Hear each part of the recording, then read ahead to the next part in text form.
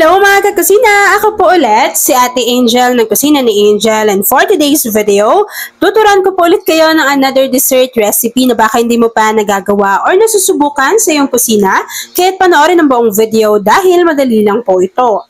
Naglagay na tayo dyan ng 24 grams ng black jelly powder bago nilagyan na rin po natin ito ng 3 cups of water. Tunawin lang natin ng maigi yung ating jelly powder and then pwede na po nating buksan yung apoy sa ating kailan at continuous po natin itong lulutuin hanggang sa makita natin na kumukulo na yung ating jelly mixture. So habang hinahalo natin yan dyan, please don't forget to like and follow yung ating Facebook page, Kusina ni Angel. Kung meron din kayong Instagram, paki-follow na rin ako doon, Kusina ni Angel.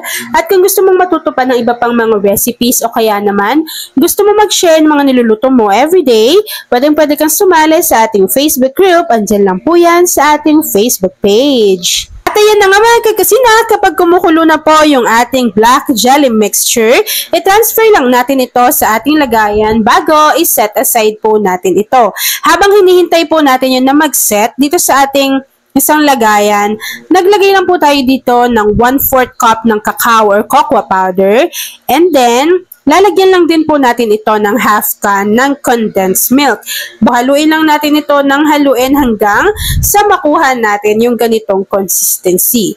Yung ginamit ko pala dito na condensed milk ay naka-chilled po iyon or malamig siya, kaya mabilis ko lang pong nakuha yung ganitong consistency. So, iniintay lang naman natin na kumapal siya ng ganito and hindi rin siya ganon karani. Kapag nakuha na natin yung ganitong consistency, sa isang mixing bowl, kakailanganin na po natin dito yung sinet aside natin kanina na black jelly mixture. So, ito po ay kinayod lang natin na para bang buko bago ilagay na po natin siya dito sa ating mixing bowl.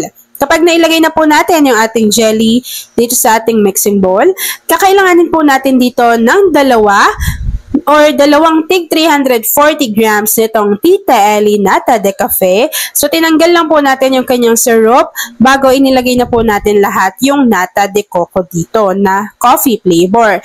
And then, kapag nailagay na natin yan dyan, maglagay lang po tayo dito ng isang lata or 360 ml ng evaporated milk, 1 can or 390 grams ng condensed milk. Kapag nailagay na natin yan dyan lahat, haluin lang po natin ito ng maigi hanggang sa mag-combine sila dyan. And nilagyan ko na po ito agad-agad ng yelo kasi gusto ko na talaga siya agad matry. Kapag nailagay na natin yan ng yelo, pwede na po natin tong ilagay or i-transfer sa ating mga baso. Nasa sa inyo na kung saan nyo siya ilalagay. Ako po, dito ko lang sa baso siya inilagay bago. Ito po yung ginawa natin kanina na chocolate thick.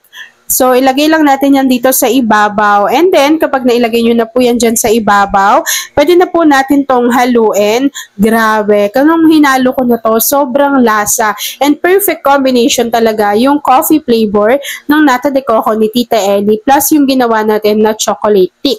And kung iisipin ninyo na baka matamis po masyado, Miss Angel, hindi po, kasi yung cocoa powder po ay unsweetened po yung ginamit natin, kaya balance talaga siya and sobrang sarap, lalo na ngayon na tag-init. Pwede nyo siyang gawin o kaya naman sa mga okasyon pwede nyo rin siyang ihanda.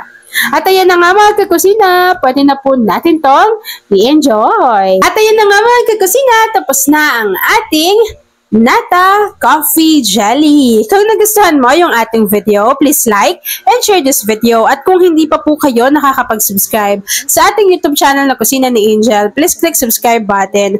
Click mo na yung notification bell. Click all para lagi kang updated sa bawat ina-upload kong mga videos. Yan lang mga kakusina. Thanks for watching and enjoy this video. Kung isa ka sa coffee lover, please comment sa ating comment box section ng Hi Angel. Yan lang mga kakasina. Bye!